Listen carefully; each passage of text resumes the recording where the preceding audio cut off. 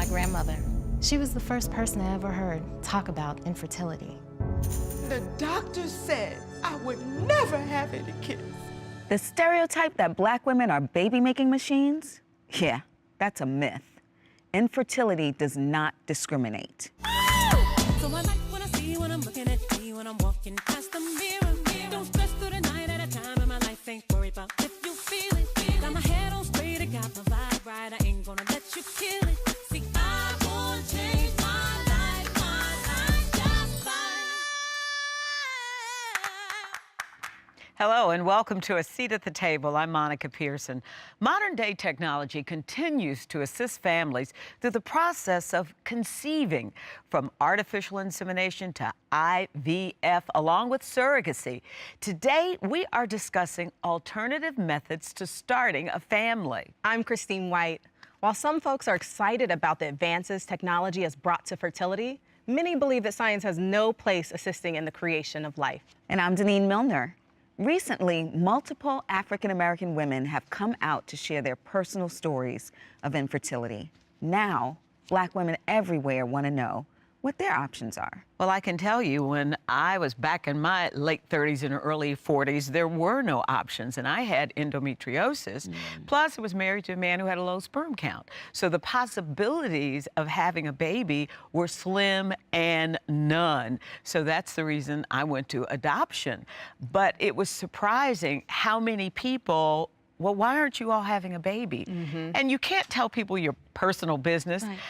So your best answer was, well, we're waiting, when in reality you knew you couldn't, and you didn't want to be cursed, as in the Bible, because it says a woman who doesn't have a baby, you know, she's been cursed. So then when you have a Black male who has a low sperm count, then he's feeling like, I can't talk about that. The brothers are gonna look at me strange.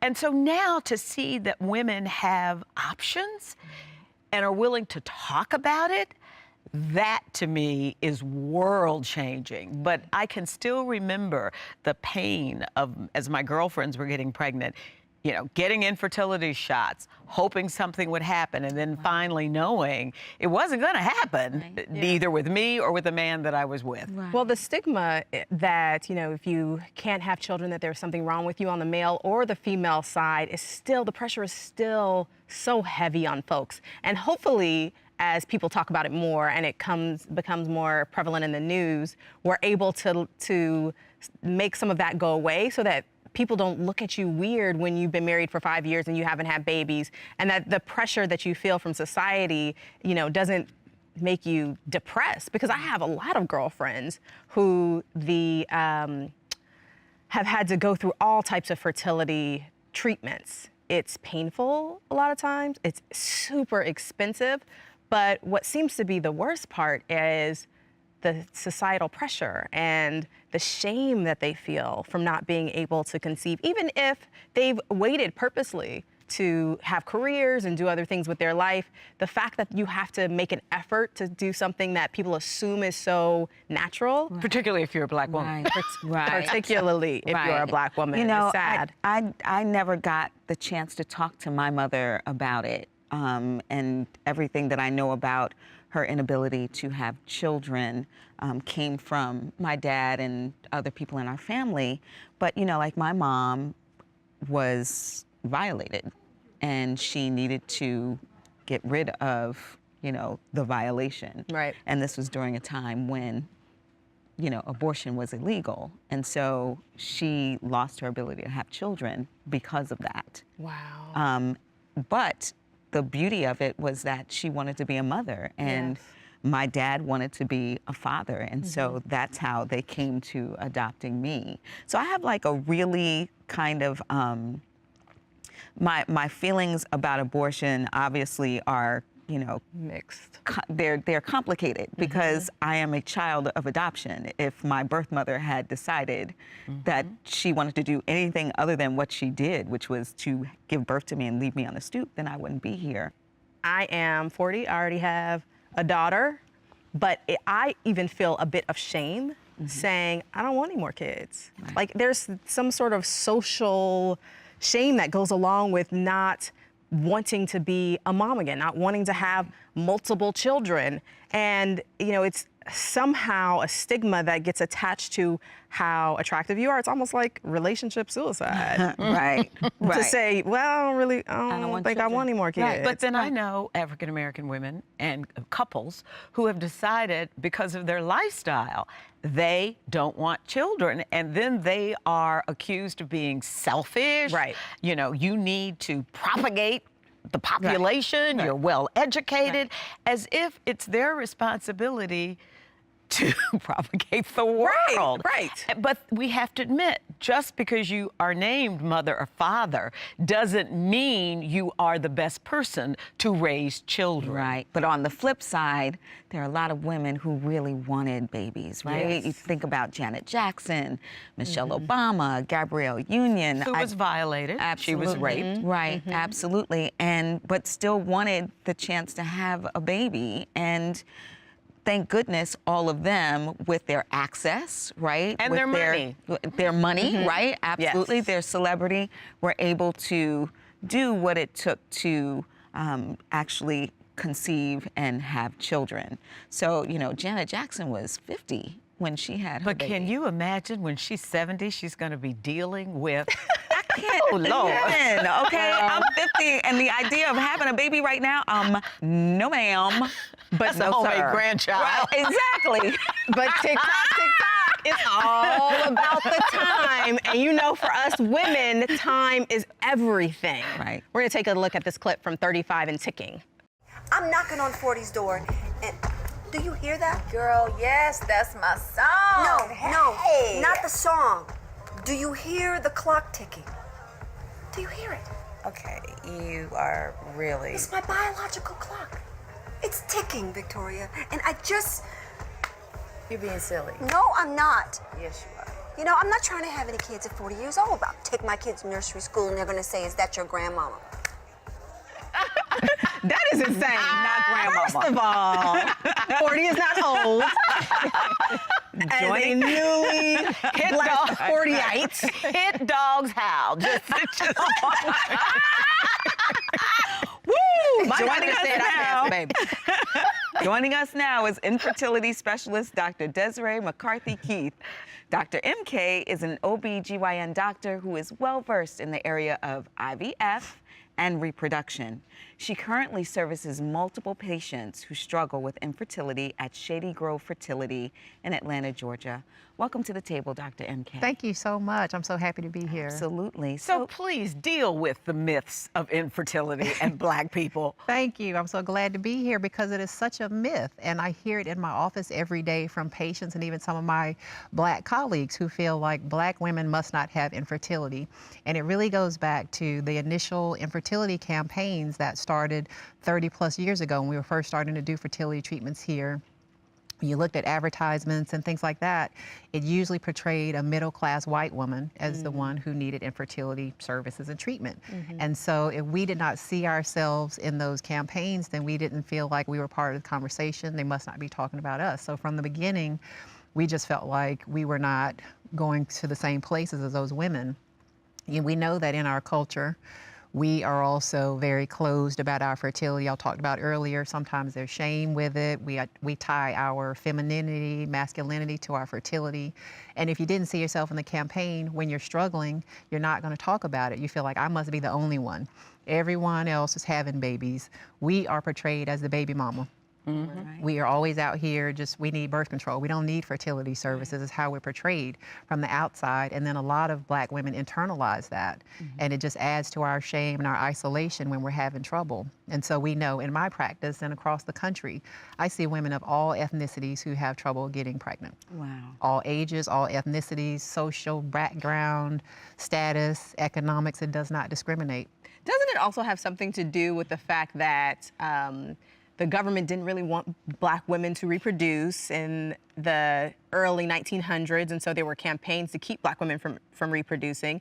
And then there was these stereotypes that Black women were almost too fertile. We were brought to this country to procreate labor, and so our fertility was attached to this economic system. Absolutely, and there are social programs and medical programs that will pay for birth control. They'll pay for you to get your tubes tied, but will not pay for fertility services. And so if you are, depending on where you're getting your care, those are the kind of things that may be promoted. And if you need fertility services, then you don't always have that support. And this is happening to Hispanic women now. Yes. Absolutely. Because you hear so much about them reproducing. Right. So they're being stereotyped just the way we were. Right. But now we have options Yes. that did not exist before. So can you tell us the differences?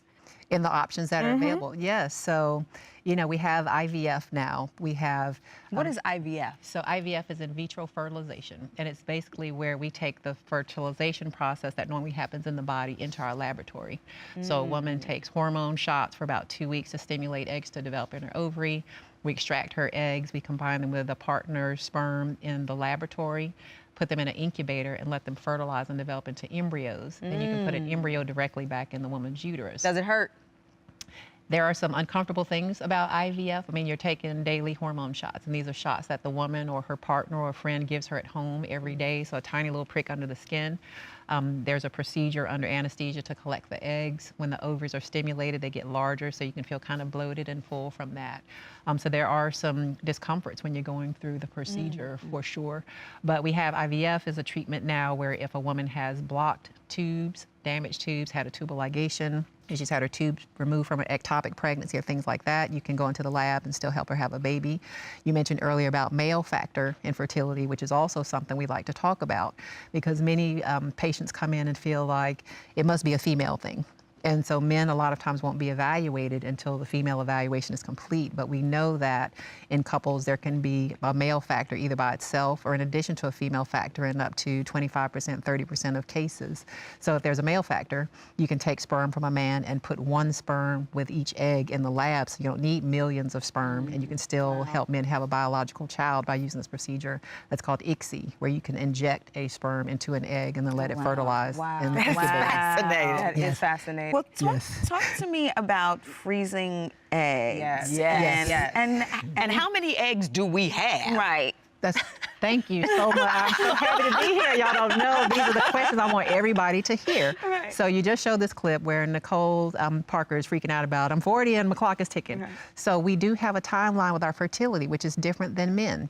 So men make brand new sperm about every 72 days. And they usually do that until they are 50, 60, sometimes 70, which is, we've all seen men 65 with a newborn, right? Right. Yeah, But from a for- 20-year-old wife.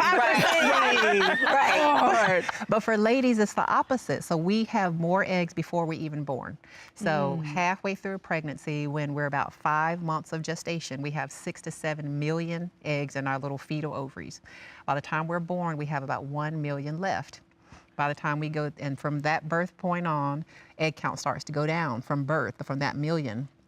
By the time we're in puberty, we have about 450,000 eggs left.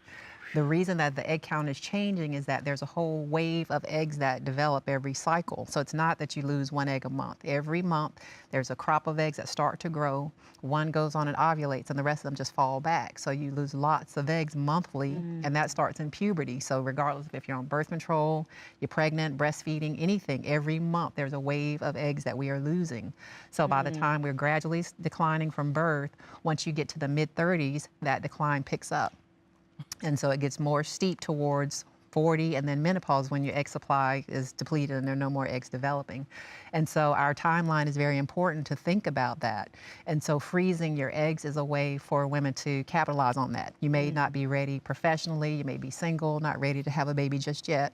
But if you collect and freeze your eggs at a younger age, those eggs are locked into that age. And you can come, if you freeze your eggs at 30, you can come back at 40 or 45. Wow. If you thaw those eggs and fertilize them, your chance of getting pregnant is based on the age when you froze them, not the age when you put them back and use them. So that's why. So the earlier, the better. Yeah, so we always say the best time to freeze your eggs is like mid-30s or younger. That's why we also have egg donors now. Young ladies, healthy eggs, and we collect her eggs. And that's a way for a woman who's in her 40s or close to 50 to still be pregnant. A lot of times when we see women at those ages, they're getting pregnant with an egg donor. We can help with that. That's beautiful. We've got to take a quick break, but don't go anywhere because when we come back, we're talking to a woman who gave birth to twins as a gestational carrier. We sit in our own pain thinking that somehow we're broken. She reveals that it was with the help of infertility treatments that Malia and then Sasha were finally conceived. The biological clock is real because egg production is limited. And I realized that as I was 34 and 35, we had to do IVF. I think it's the worst thing that we do to each other as women, not share the truth about our bodies and how they work and how they don't work. We just decided as a family that the best and safest and probably our most successful route was a gestational carrier. So a gestational carrier is your surrogate. There's so many women hiding in plain sight, suffering in silence. There's just so much shame and mystery and guilt that surrounds fertility issues. And that's why I wanted to include it in my book, because I'm tired of it. It needs to stop. Welcome back to A Seat at the Table. We're joined now by Vernette McKnight. Vernette recently carried twin babies for a couple from Israel, a real-life surrogate. She believes that choosing to be a gestational carrier is her service to humanity. She's also a chiropractic doctor and my Pilates instructor. Dr. V, welcome to the show. Why did you decide to be a surrogate?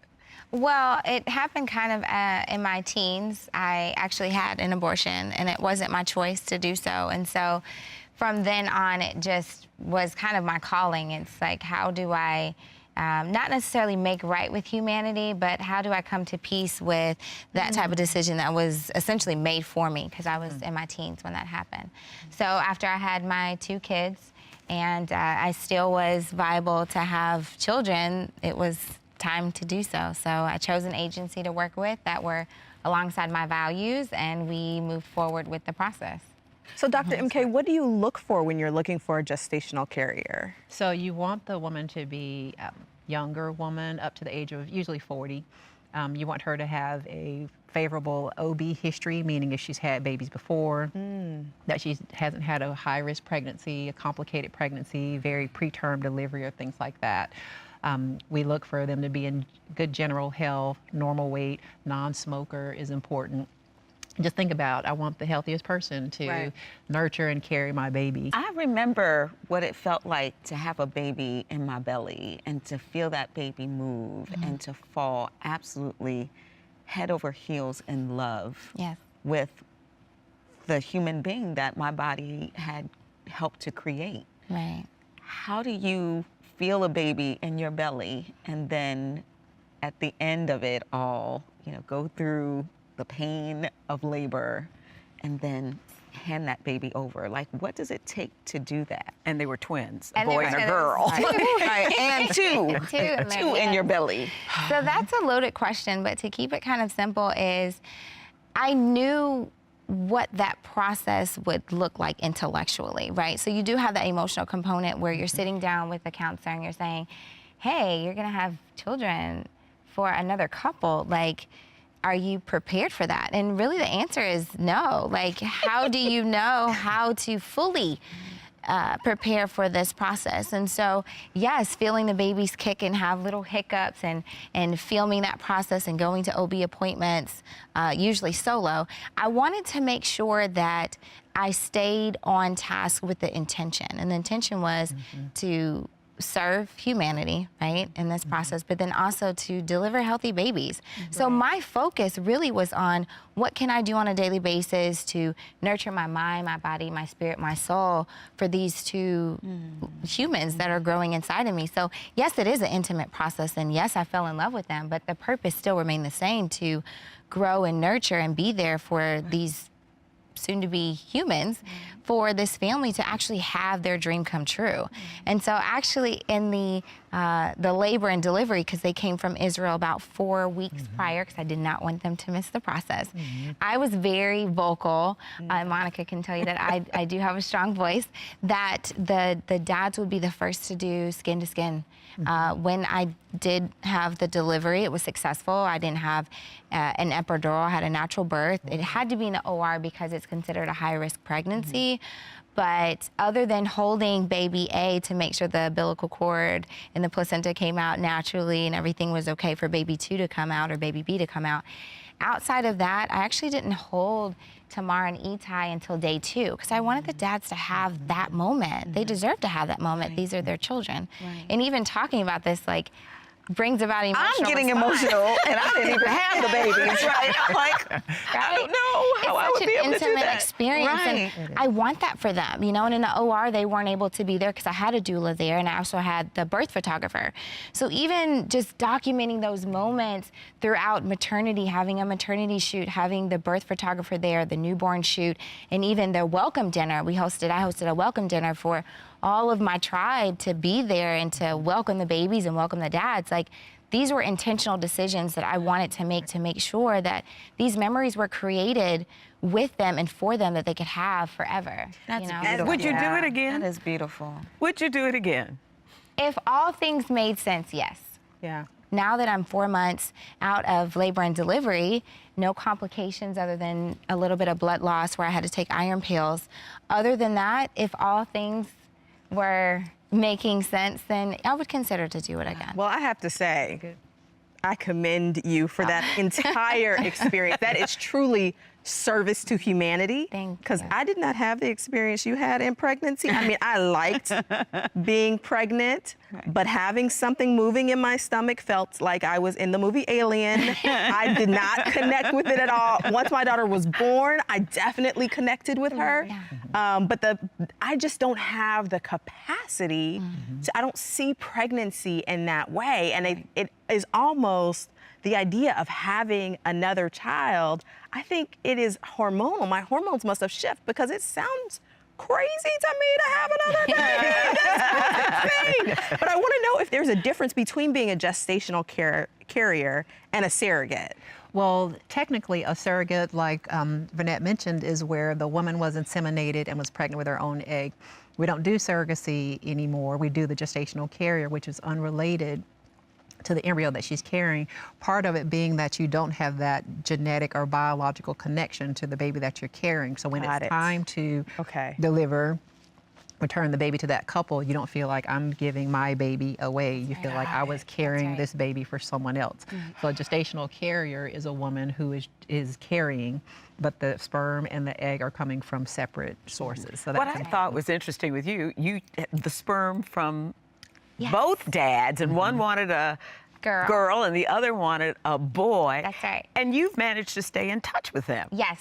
So we speak on a bi-weekly, monthly basis, and they send videos and pictures of the twins, as did I when we were in the pregnancy process. Every OB appointment, every time that the baby's kicked, or even just to speak to them, we spoke on a bi-weekly, monthly basis. What I love about what you just shared with us is that it completely changes sort of the stereotypical idea of what a surrogate is. Like, you think about that movie Baby Mama, which was foolish on so many levels. Just is one of my favorite movies. But when you think about, you know, like why people, what pop culture says why people carry babies. It's to get the money. It's to, you know, you don't want a baby of your own, but you're just, you know, trying to grab a check. And to hear, you know, the reason why you did what you did and how those babies came on the other side of that and what that means to you and to society and to their dads just makes my heart flutter. It's beautiful. And I'm grateful to you and to you for, Dr. MK, for just shedding a very specific cultural light on how this affects us as Black women, because you're absolutely right. You started the conversation by saying we don't talk about it enough from our perspective.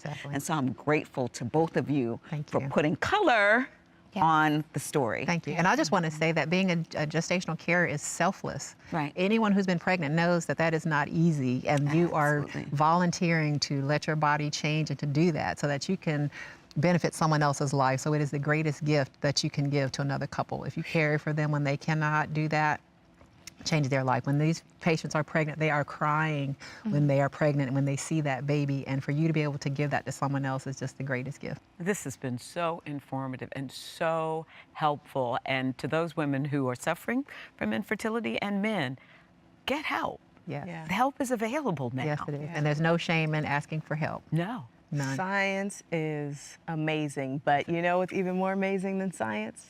God. Humanity. Humanity. Right. That's right. All we say is amen, sister. Amen. Yes. Thank amen. you, Dr. V. Thank you, Dr. MK. We pleasure. really appreciate your knowledge, your selflessness, everything that you've given to the world and to this show. Thank you. Thank you for You're being with us. Thank you all. You're welcome. Thank you. We have to go, but the conversation doesn't end here. Share your thoughts with us on social media. We're on Facebook, Twitter, Instagram, and Pinterest at ASATT TV. Thanks for joining us for A Seat at the Table. And in the words of Shirley Chisholm, if they don't give you a seat at the table, Bring a folding chair. Yes.